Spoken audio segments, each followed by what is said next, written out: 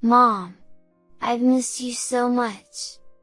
As I was dispatched to a grand mansion as a housekeeper, a familiar voice came from behind me. When I turned around, there stood an 8-year-old boy. Wait, are you? 3 years ago, my husband and son were swept away by a river and passed away. And now, a boy who looked just like my boy stood right in front of me. How dare you say that to my housekeeper? The owner of the house quickly shot down the boy's words. Something strange caught my attention, and although his face was different, his voice sounded exactly like my late husband's.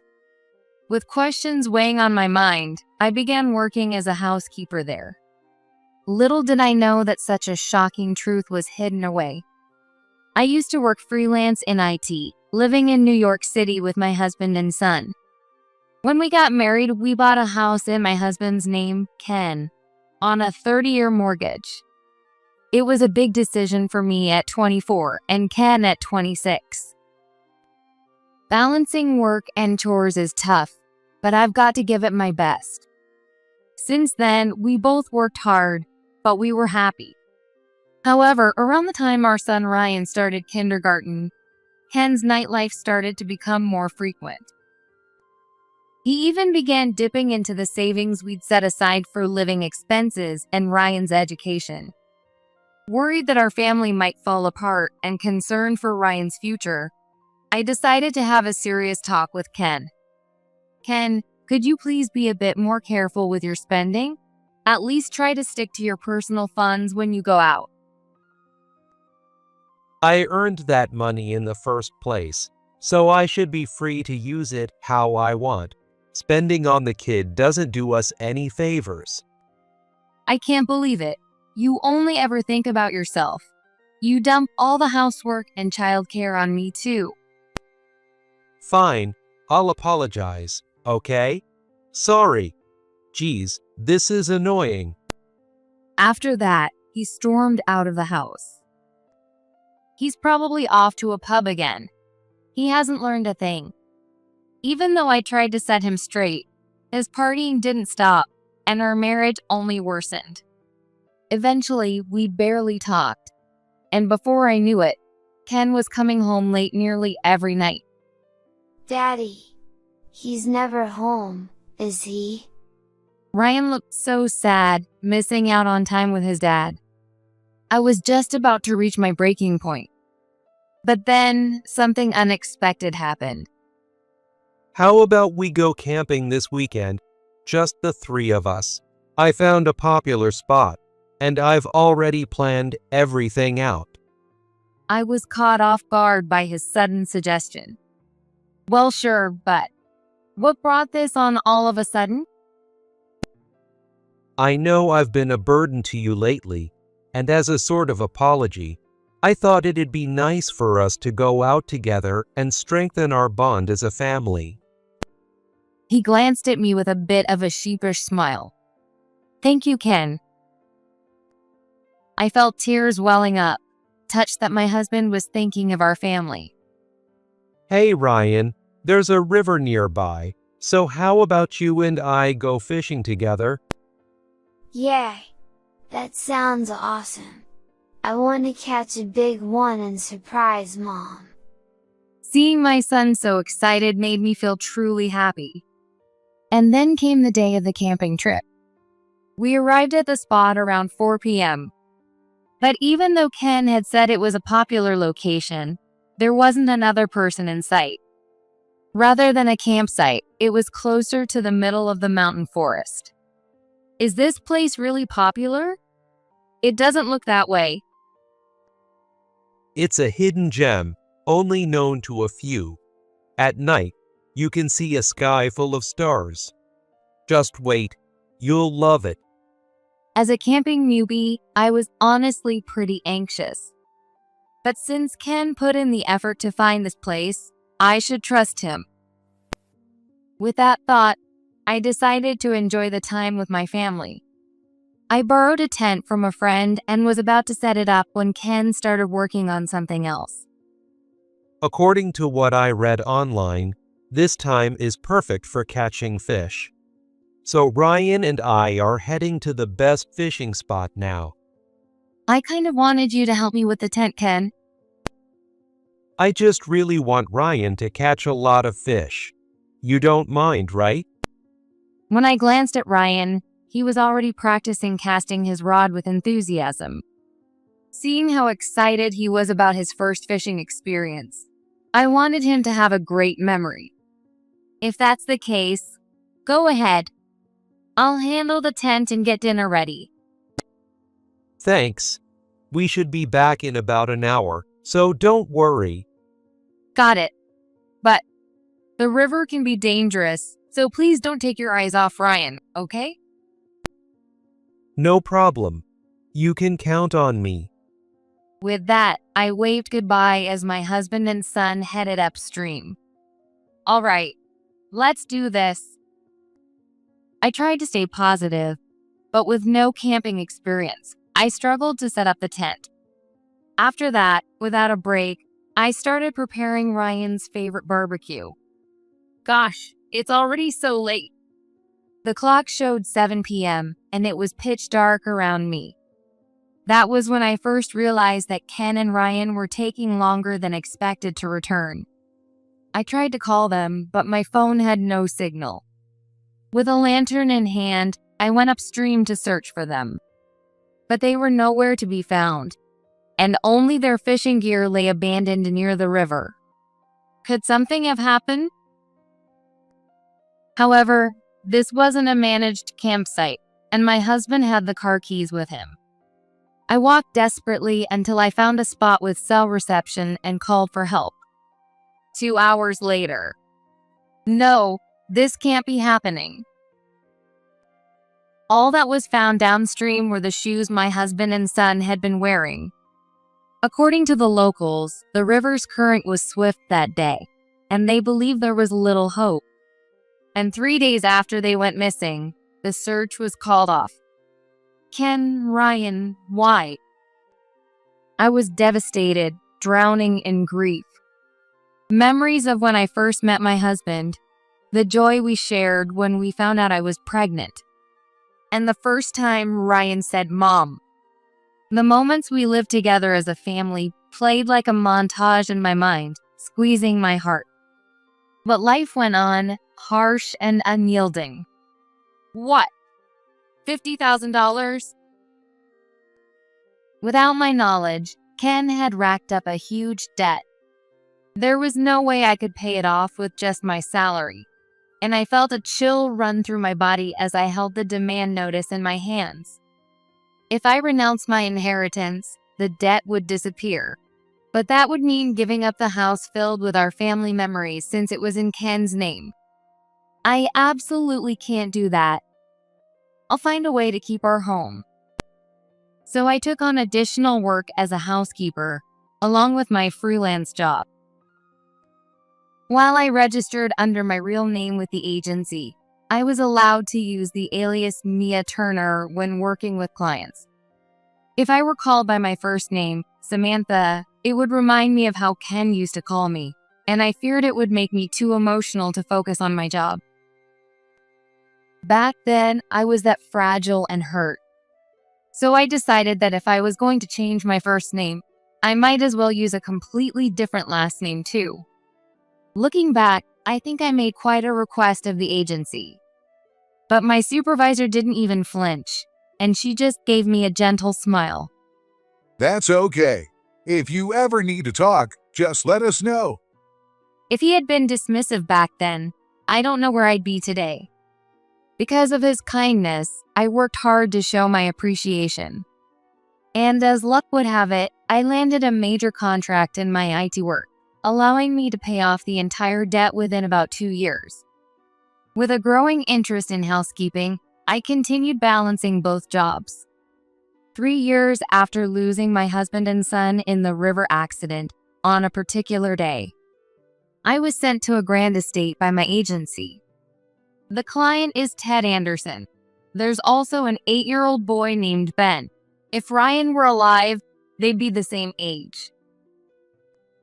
The lady of the house had passed away a month before I was assigned due to a chronic illness. There had been a previous housekeeper, but they suddenly resigned, so I was sent in as a replacement. Nice to meet you. I'm Mia Turner, and I'll be helping out starting today. Thank you, and welcome. Well, yes. I was so startled it felt like my heart might jump out of my chest. The reason? The owner of the house had a voice that sounded exactly like my husband Ken's, even though his face was different. Strangely, he also seemed uneasy, avoiding direct eye contact with me. Well, so, you're Mia Turner, right? He double-checked my profile and looked somewhat relieved. Is there something that's bothering you? Oh no, it's nothing. I must have been mistaken. As he muttered this, his son, Ben, walked into the room. Mom? It's really you, isn't it? As soon as he saw my face, his eyes lit up. Are you Ryan? The last time I saw my son, he was just 5 years old. This boy was taller and looked more grown up, but he resembled Ryan so much it was uncanny. I've missed you. He started to walk toward me, and I found myself taking a step forward as well. But just then, Ted stepped between us. This woman is not who you think she is. It's rude to behave like that suddenly. I'm sorry. Ben's excitement faded instantly, and he retreated back to his room. I'm sorry about that. Ever since my wife passed away, he tends to react like that whenever he sees women around his mother's age. I see. I had held a faint hope that this boy might be Ryan, so his words left me feeling disappointed. His name is different, and it's probably just my imagination. I told myself it was just a misunderstanding born of my loneliness, and from that day, I began living in the Anderson home as a live-in housekeeper. As I continued my work, I gradually realized from conversations between Ted and Ben that the late lady of the house wasn't biologically related to Ben. But they never wanted to discuss the woman who had passed away. Moreover, I noticed that Ben wasn't attending school, and he didn't seem to fully understand why he was in that situation. Still, company policy forbade me from asking personal questions, so despite my curiosity, I focused on my duties. However, one thing troubled me. Ben wouldn't warm up to me at all. He kept his distance, and sometimes he'd even leave the room when I was around. It seems like he really doesn't like me. Since he reminded me so much of my own son, his coldness stung even more, as if it were my own child shutting me out. Still, I tried not to dwell on it too much, telling myself, I'm here for work after all. About a month after I started working as a housekeeper there, something unbelievable happened. That day, I was cleaning the house as usual. Then, Ben glared at me with a furious expression. What's wrong? I was shaken, but I tried not to show it and quietly looked at him. Then, all of a sudden, Ben rushed toward me. It's been so hard. The 8-year-old boy clung to me, sobbing uncontrollably. After that, he revealed something to me, and his unexpected confession brought tears to my own eyes. I hugged the boy tightly. It's okay. Everything's going to be okay now. As Ben cried loudly, I gently patted his back. Then he wiped away his tears and said, Here, handing me something. This, could it be? I understand. Leave the rest to me. After that, I uncovered the hidden truth that had been kept from me all this time. As my suspicions deepened, I decided to investigate while continuing my work as a housekeeper. And not long after, I discovered a shocking past. As anger welled up inside me, I wondered what those 3 years had really been about. I won't forgive them. I'll solve this myself, no matter what. I was determined to get revenge on the person who had driven me to the depths of despair. And then, on the day when everything was finally prepared, I decided to send Ben to stay with a friend of mine to keep him away from the coming confrontation. After finishing dinner, I sat down on a chair. It's almost time for him to come home. I quietly waited for Ted to return. Then I heard the sound of the front door opening. "Oh, welcome back. Dinner's ready, you know." Normally, I'd be dressed in the company-issued polo shirt and apron, greeting him with a welcome home. But that day, I was in my pajamas, munching on some chips while watching TV. What is with that outfit? And how dare you speak to house owner like that? It's completely disrespectful. Noticing something was off, Ted pointed at my clothes and raised his voice. But I stared back at him without flinching. This is perfectly normal. After all, I'm your wife. His eyes widened in shock. What are you saying all of a sudden? You're supposed to be Mia Turner. That's just the name I use for work. My real name is Samantha, and you're Ken, aren't you? No, I'm Ted Anderson. Don't bother playing dumb. I know everything now. I threw down his passport, health insurance card, and the medical records from when he had plastic surgery. The fact that you kept these hidden proves that you're my husband. You see, on the day I hugged the boy, I had been cleaning while humming a song I made up. I never thought that would lead to this. Singing my own songs while doing chores was a habit from when the three of us lived together. I always sang the same silly song, and eventually my son picked it up and would say, "I love Mom's funny song." That's how Ben recognized me as his mother, because he heard me humming a familiar tune that day. How did you find the passport and the medical records?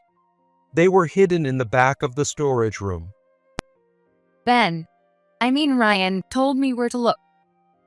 When did he figure out where the valuables were hidden? According to my son, since I wasn't allowed to go outside, I had a lot of free time, so I spent it observing Dad. Because of that, he said he knew roughly where everything important was hidden. But there was something even more surprising. Ken, you faked your and Ryan's deaths by making it look like you drowned in the river so you could start a new life. According to my son, on the day we went camping as a family, Ken took Ryan to a secluded spot. Ryan sensed something was wrong and said, "I want to go back to Mom," but Ken held onto his arm and led him toward the faster currents of the river. That's when they encountered a woman. Apparently, she owned a nearby vacation home and happened to be walking along the riverbank.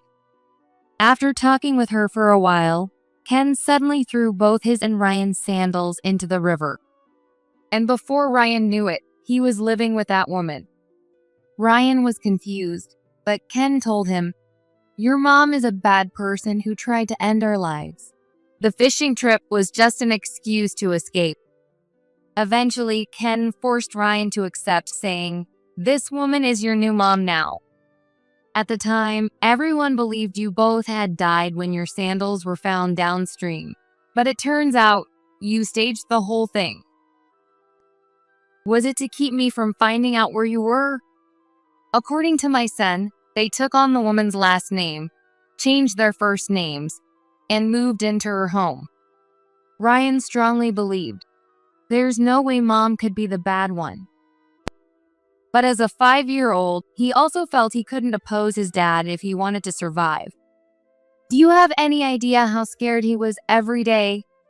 Of course, someone like you, who only thinks of himself, couldn't possibly understand. When I said this, Ken turned his head away. You probably kept Ryan from going to school so that his identity wouldn't be discovered. But because of that, he spent 3 lonely years. My son had no friends and had to play alone around the house.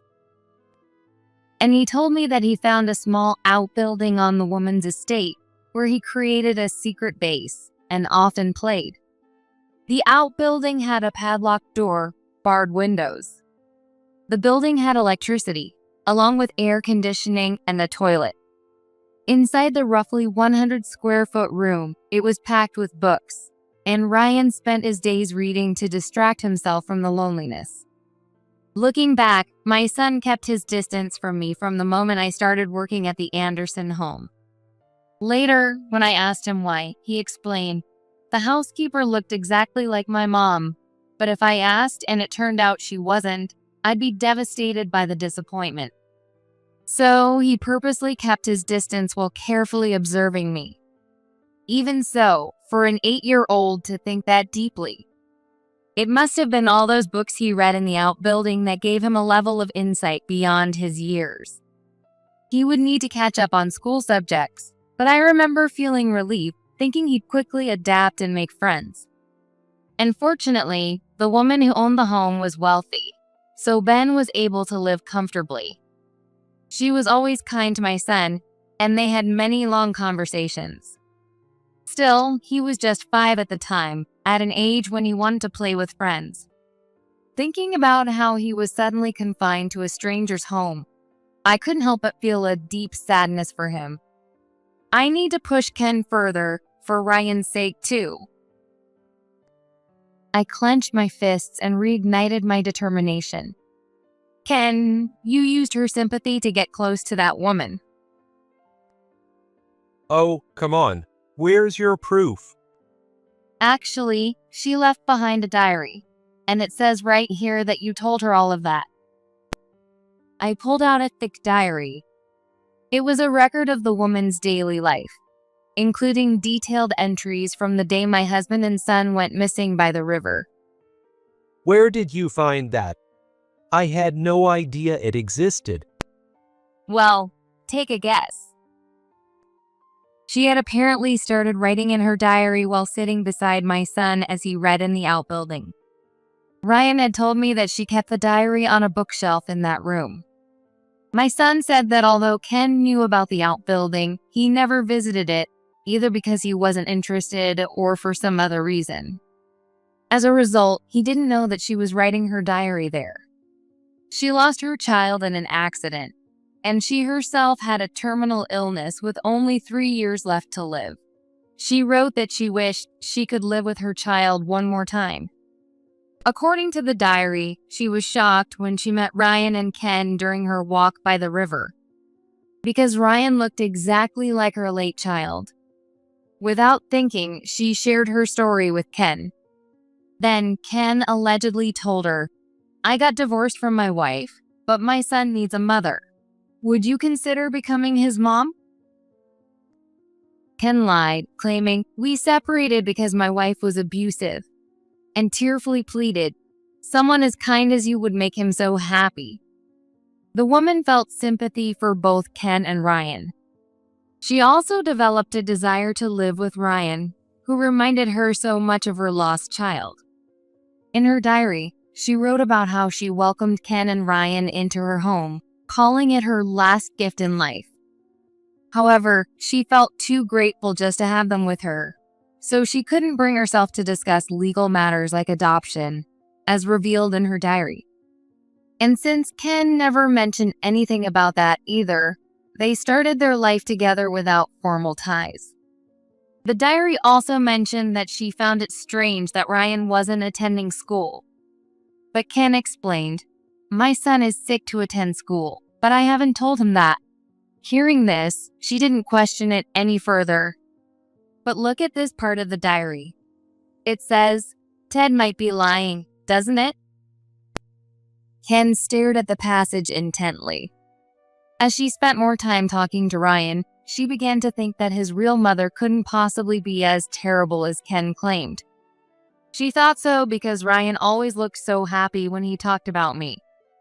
According to the diary, Ken persuaded her to deposit large sums of money into his account under the pretense of living expenses. Although she thought it was a bit much, she saw Ryan as a reflection of her deceased child. Believing that it would allow Ryan to live a happier life, she agreed to send the money. However, she grew suspicious of how often Ken inquired about her finances. I think he might be after my wealth. She started brushing off Ken's questions about her assets, suspecting his intentions. But the diary alone wasn't enough to serve as solid evidence. So I searched every corner of the house. I even followed him when he went out, tracking where he went. It turned out that at his favorite bar, he would often shout, "I got plastic surgery to bury my past, and I'm going to take all of that woman's money." The bartender was the one who told me this. And in Ken's room, I found numerous credit card statements, evidence of his extravagant spending.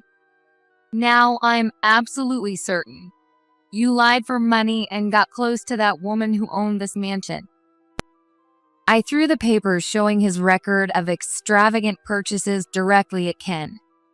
How dare you ruin my life and Ryan's? Well, if I'd stayed with you, I'd have lived a boring life. I always wanted to escape that poor, miserable life. What was the whole camping trip about then? Let's bond as a family. What a joke. I cried out in frustration, but Ken just snorted and gave me a smug smile. Didn't you get it? That was all just to wipe out my debt in one go. What do you mean by that? Explain yourself properly. I was planning to make it look like our son drowned in an accident and collect the insurance money. Wait, are you saying you plan to take Ryan's life? He was so happy, thinking you were spending time with him. I can't believe this. I was furious at how heartlessly he had trampled on our son's feelings. But Ken suddenly started grinning slyly. Well, I guess there really is a God, huh? Letting me meet that rich woman. On the way to the campsite, Ken had noticed a large, impressive mansion. Later, when he took Ryan upstream, he met a well-dressed woman who looked wealthy, and he quickly realized she was the owner of the grand house. So, on the spot, Ken decided to exploit the fact that Ryan resembled her late child.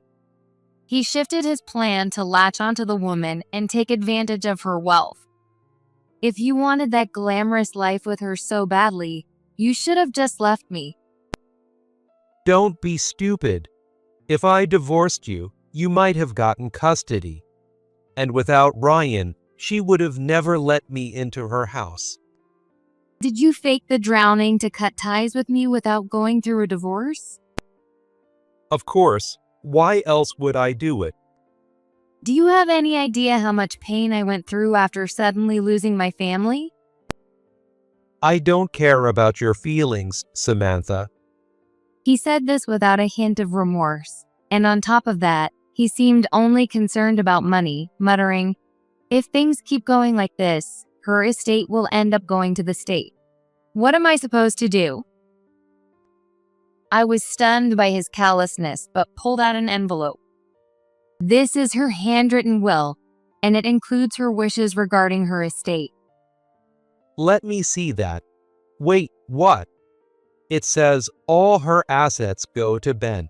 And where did you even find this document? It was in a safety deposit box she had. Knowing her time was limited, the woman's only lingering concern was for Ryan. She secretly handed Ryan the key to the safe, telling him, "Use my inheritance to find your mom." The safe contained her assets and her will. Of course, the diary mentioned that since a child couldn't manage everything alone, she intended to discuss it with her lawyer. However, her condition suddenly worsened and she passed away. So while Ryan had the key, he couldn't do anything with it. But on the day he realized I was his mom, Ryan came to me and handed me the key to the safe, seeking my help. Why is he the only one who gets to inherit? I lived with her too. Maybe because you never showed her any care? It turns out Ryan took it upon himself to care for the woman, and the will included a note expressing her gratitude toward him. In contrast, my husband neglected Ryan, never worked, and spent his time playing around, which greatly displeased the woman. According to the note attached to the will, she felt she'd already given Ken plenty of money for living expenses and saw no need to leave him any more of her assets. By the way, you're hiding something, aren't you? What are you talking about? Ken laughed nervously, as if he had something to hide. But when I pulled out a certain document, his face went pale. This is an analysis of the pills you claimed were supplements to improve her health that you made her take. It turns out that after she started taking them, her symptoms worsened significantly. At first, the woman took the pills as Ken recommended. But eventually, she began to feel extreme fatigue and pretended to take the pills while secretly keeping them in a drawer in the outbuilding to analyze later. All of this was detailed in her diary.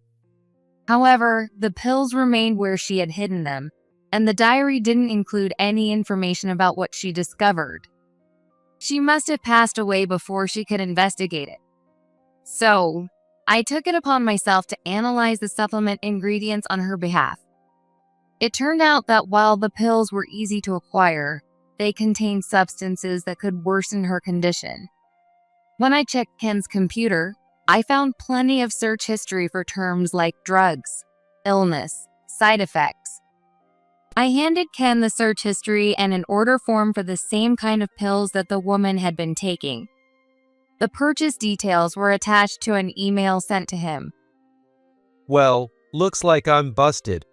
You figured everything out, huh? This proves that you deliberately shortened her life. It's not too late. Turn yourself in. Hey, don't get so worked up. Just hear me out. Strangely, Ken seemed unusually calm. If Ryan inherits the estate, that means we, as his parents, would manage the money, right? Keep quiet about this, and I'll give you half of the woman's fortune. How about it? Not a bad deal, right? Ken casually wrapped an arm around my shoulder. No way.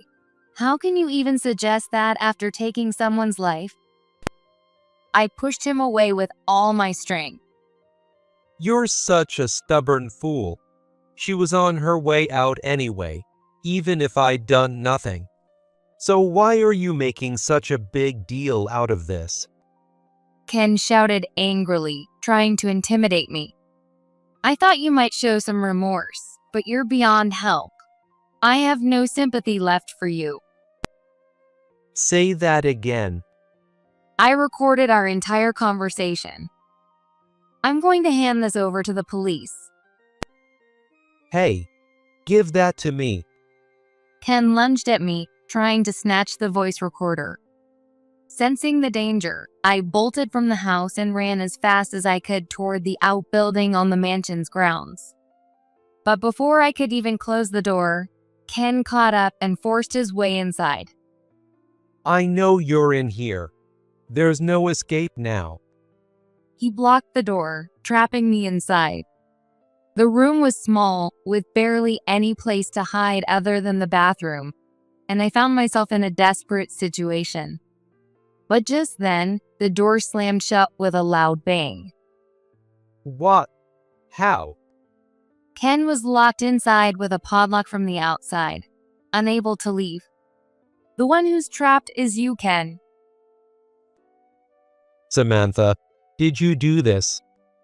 As it turned out, there was a hidden passage beneath the floor of the outbuilding that led outside, and I had already used it to escape. I had also locked the exit from the hidden passage, so even if Ken found it, he wouldn't be able to get out. I never thought this passage would come in handy like this. Ryan had shown me the underground tunnel when he used the outbuilding as his secret base. Damn it, you tricked me. Let me out of here, you bitch. Ken's enraged face appeared through the small barred window. You seem pretty confident for someone about to be arrested by the police. No, wait. How about this? I'll give you 3/4. No, all of the money. Just don't turn me in, okay? Realizing the seriousness of his situation, Ken suddenly switched to a pleading tone. I refuse it. Why should I help the man who abandoned me? I'll apologize for that. Please, just let this slide. Otherwise, my life is over. Ken broke down, sobbing and sniffling. You're acting like the victim here, but you're not. With modern medicine, that woman could have lived a little longer. But I don't want to end up behind bars. I'm really sorry. Enough. Ryan was left all alone for 3 years because of you. Surrey just isn't going to cut it anymore. I couldn't stand his selfishness any longer, and I shouted from the depths of my anger. And I've been fighting through the grief of losing my family too. You need to truly reflect on what you've done. This isn't how it was supposed to go. Damn it. I think he collapsed on the spot, because I could no longer see him through the window. After that, I called the police. Ken was dragged out of the outbuilding and taken away. Later, he was questioned by the authorities, and he admitted to everything I had uncovered, including the matter of the pills he had given the woman. Though the trial is still pending, it's unlikely he'll be released anytime soon. I filed for divorce and demanded $30,000 in compensation and $60,000 in child support for Ryan. The total amount was immediately paid out of his savings, leaving Ken's account empty. Since he had quit his job, he would likely face a harsh life even if he got out. Out of respect for the woman's wishes, Ryan inherited her estate. But aside from purchasing a small altar to honor her memory, he donated the entire amount to a children's home. After that, Ryan and I moved to a new place. Ryan has made his new friends, and I continue to work in IT while also taking on housekeeping jobs. Together, my son and I are committed to building a brighter future.